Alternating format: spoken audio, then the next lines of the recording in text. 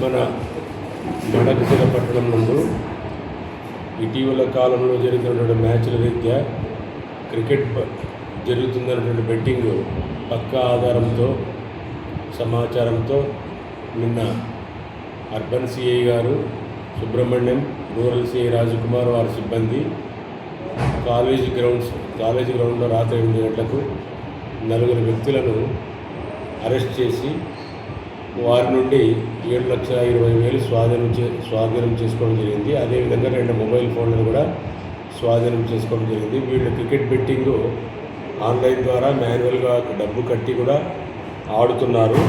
వాళ్ళ పేర్లు వచ్చేసి సతీష్ కుమార్, తర్వాత దేవరాజు, ఇర్ఫాన్.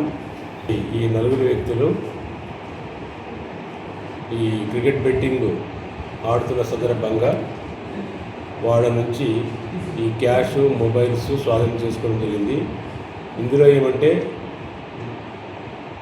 ఈ రకరకాల వ్యసనాలకు లోను కాక ఎక్కడ నష్టం వచ్చినా ఈ క్రికెట్ బెట్టింగ్ అనేటువంటిది ఒక విరుగుడులాగా వ్యాపారస్తులకు, యువకులకు కనిపిస్తుంది. కాబట్టి ఇక మీదట వీళ్ళపైన అదేవిధంగా ఇటువంటి క్రికెట్ బెట్టింగ్లో పాల్గొంటే వాళ్ళపైన వ్యవస్థీకృత నేరాలకు.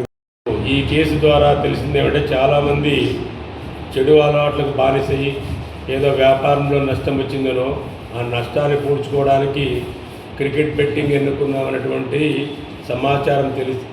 సమాచారం వాళ్ళ ద్వారా తెలిసింది.